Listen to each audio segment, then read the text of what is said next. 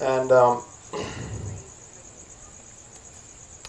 no, well, this is a big topic, but I'm just going to touch on it a little bit, which also the ancients talked about. Hyperdimensional realities. That our reality is embedded in a complex system of realities where we're not the ultimate of God's creations, nor are you really on top of the food chain. And we're talking about consciousness as food, not physical food. And basically what it is, that our reality is on some level controlled by beings of a higher reality, and that those forces forces that work in reality are not all good. Gurdjieff, the Russian mystic I quoted before, talks about calling these beings the evil shepherd who has hypnotized his flock of sheep and making them believe that they are free.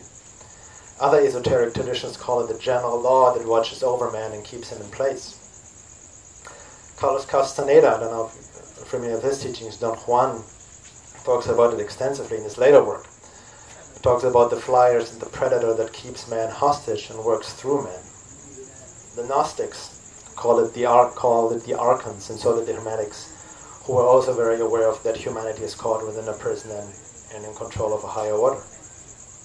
And nowadays, modern scholars who have researched this topic and have called it the hyperdimensional matrix control system, a term that was around before the Matrix. And again, the film The Matrix depicts this all very well, with the machines controlling humans, using them as batteries and feeding off them. But again, this is just something I'm throwing out here. For some people who are like, what the hell is this? But, look into it yourself. I mean, that's really my own point, my own intention here, to spread, some information and take it what you take and leave whatever you want to leave. Another big topic is what, again, in New Age is not really addressed, is the idea that, yes, we all one on some level, but we're not the same. And the ancients also talked about it, that there are different levels of consciousness. And we're also dealing with humans who literally have no conscience, who are not connected to the higher centers, able to feel emotions like love or like higher states of understanding, compassion or guilt or remorse, but completely closed off, even genetically, and not even able to access it in this lifetime. But they can emulate these characteristics very well, and play a game of what's also called the mask of sanity. And one of issues is psychopathy, a psychopath. And then we're talking about psychopaths. I'm not talking about mass murderers or serial killers or anyone who's in a prison. We're talking about quite normal and successful people, especially in places of high power in our governments, even at your work, your neighbor, and so on, and function incognito in high-powered professions.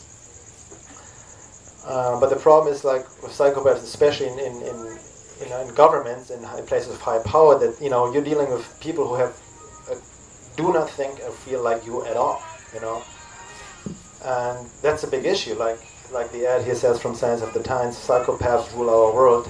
6% of the world population are born genetic psychopaths. Do you know what this means for the rest of us?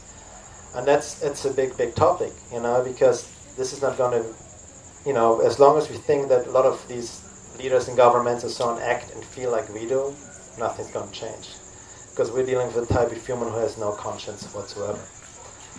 And again, this is more coming through contemporary teachings and psychologists are talking about